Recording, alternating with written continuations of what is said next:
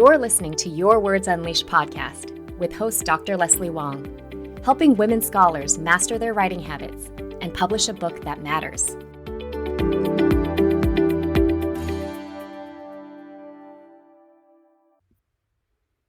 Hey there, writers. I hope things are going well and that you're finding a nice balance between fun-filled rejuvenation and getting your work done this summer. So this week's podcast is about how to write in ways that get straight to the point, that don't hide your main contribution, and that take a real stance on a topic, that let the world know what you actually think. I'll also go into the different reasons why so many academics don't do this, and why that's a big problem for you and for your readers as well. And if you have the tendency to talk around your points rather than getting straight to them, I'll give some ideas on what you can do to change it. You can find the transcript for this episode at yourwordsunleashed.com/35. So as a book coach, I read a lot of scholarly writing. I mean, a lot. I provide detailed feedback on at least 5 book chapters, book proposals, and/or peer-reviewed articles every week that are on incredibly varied topics and a wide range of disciplines. So of course, I've developed certain pet peeves. The usage of a lot of unnecessary jargon is one of them, as it excludes readers who aren't familiar with your subject area. But that issue is pretty easily fixed just by choosing simpler wording. Like I tell my authors, when you absolutely do need to use a specialized term, just put in a short, user-friendly definition along the way so it doesn't become a stumbling block. But no, my biggest pet peeve of the moment, that's on my mind because I've seen so much of it lately, is the issue of not getting straight to the point. This means not stating exactly what you mean, and instead leaving it to the reader to figure out. This is an issue that plagues many scholarly authors, and it typically manifests in the form of insanely long sentences. You know what I'm talking about. These are sentences that, by themselves, form an entire 5 or 6 line paragraph. These sentences start in one place and end up in completely another in ways that are often mystifying. These sentences string together a list of numerous different ideas and concepts, some of which are quite complex, without providing any definitions. They leave you scratching your head and thinking, what was I supposed to get from this? And even if you read it again once or twice, you might still not be sure you understand the author's true meaning. If these types of sentences appear here and there in your writing, no problem. We all get carried away with our ideas, and we do it from time to time. You can usually just split a sentence like this in 2 and make sure you clarify any confusing wording. Where it becomes a problem is when a person's writing is consistently overcomplicated and confusing. Therefore, it's up to you as the author to tell the reader what to focus on and not put the responsibility onto them to figure out. That said, stating what you actually think in a clear and concise way can be a terrifying thing for academic writers, as I'll get into more in a bit. I'm also not trying to say that long, complex sentences don't serve a role in good writing. They absolutely do. But we also need to pay attention to the experience of your writing from the reader's perspective. And I wanted to give a great quote from American writing instructor Gary Provost on why you should vary the length of your sentences for the sake of the reader. He writes, "This sentence has 5 words. Here are 5 more words.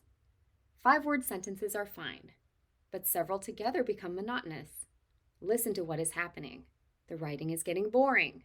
The sound of it drones. It's like a stuck record. The ear demands some variety. Now listen.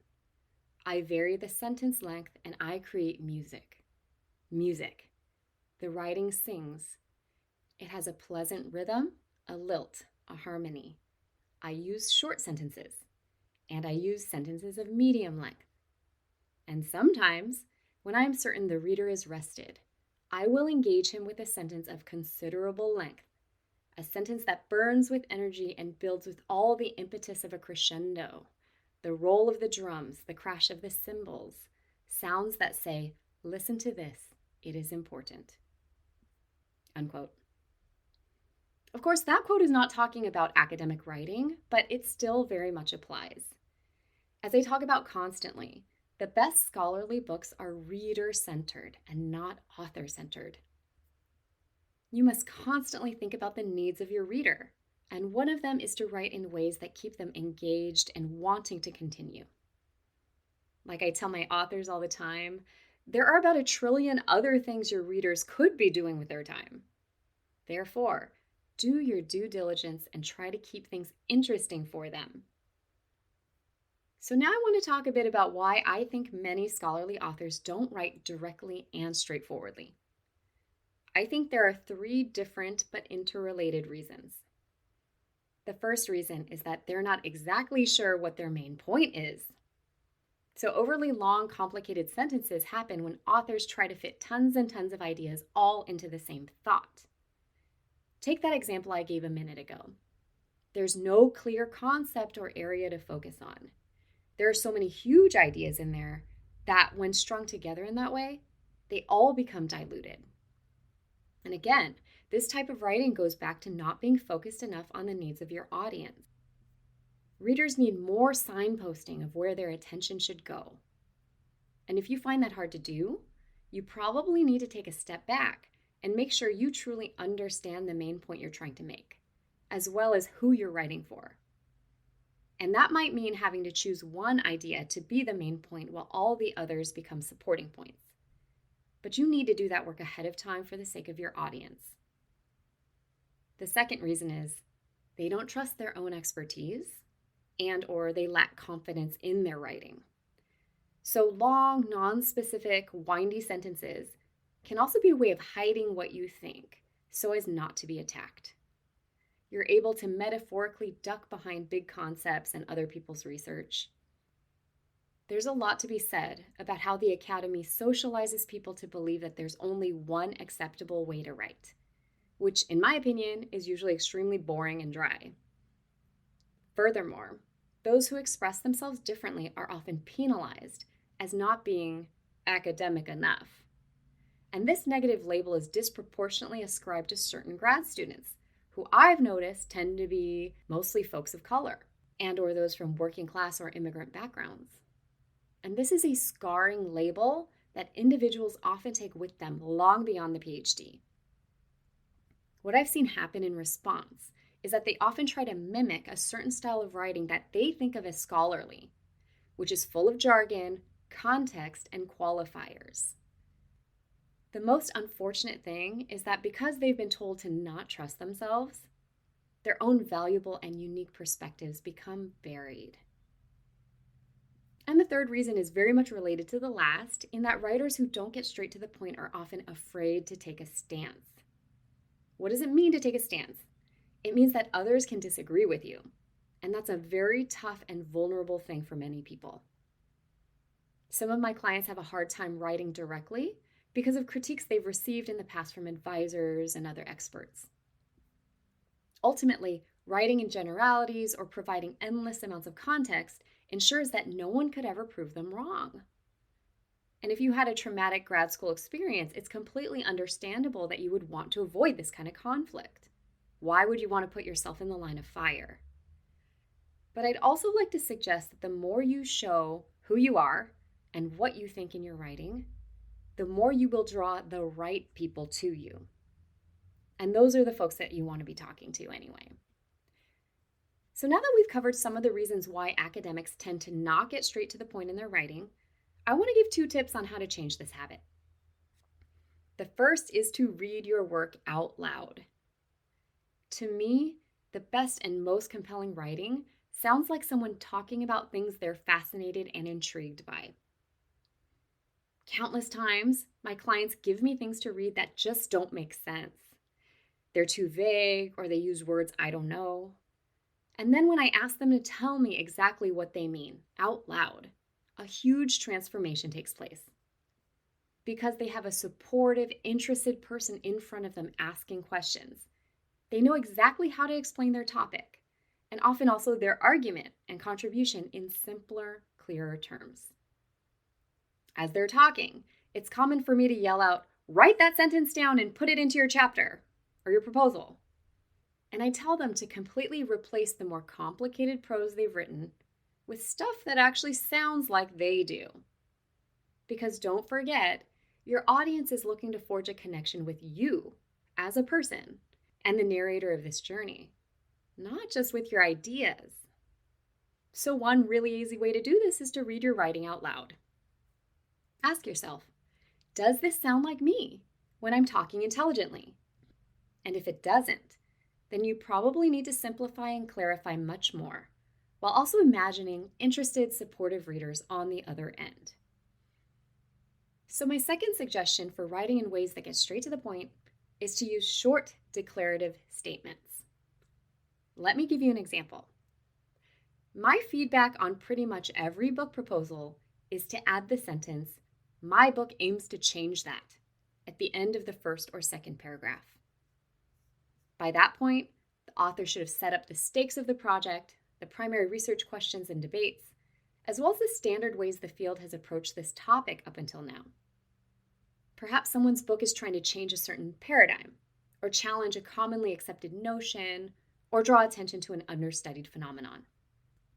So by saying, "My book aims to change that," you are unabashedly taking a stand against what's come before, as well as conveying confidence in what you have to offer. So the publication Inside Higher Ed recently published an opinion piece by creative writing professor Rachel Torr on why academic writers have a hard time writing in a straightforward way. She writes, "The main thing that keeps most academics from making clear, declarative statements is fear.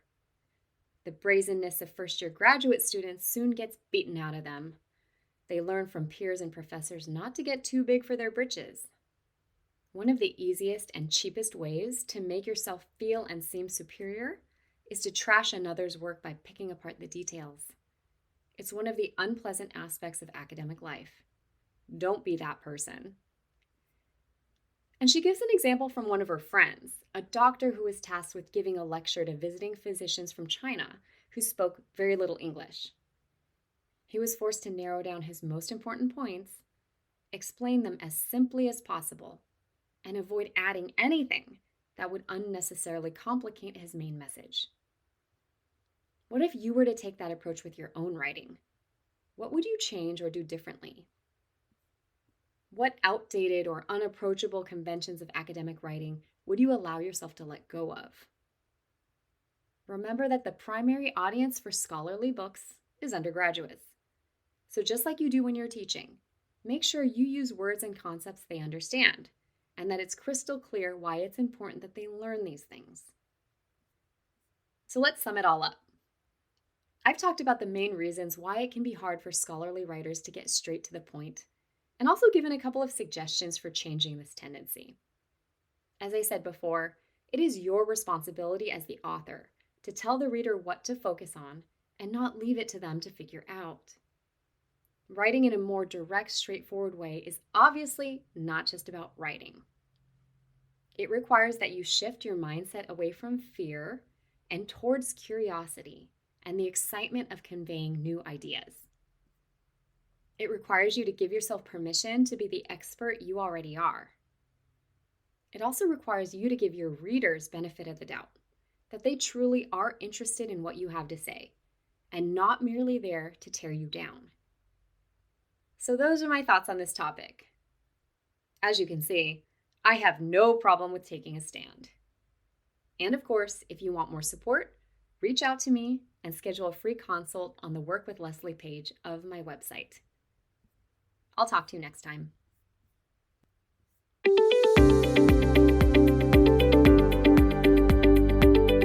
Thanks for tuning in to Your Words Unleashed podcast. If you enjoyed this episode, please share it with other writers or leave a rating and review. To find the full transcript and catch all the latest from me, check out my website, yourwordsunleashed.com. I'll talk to you next time. Happy writing!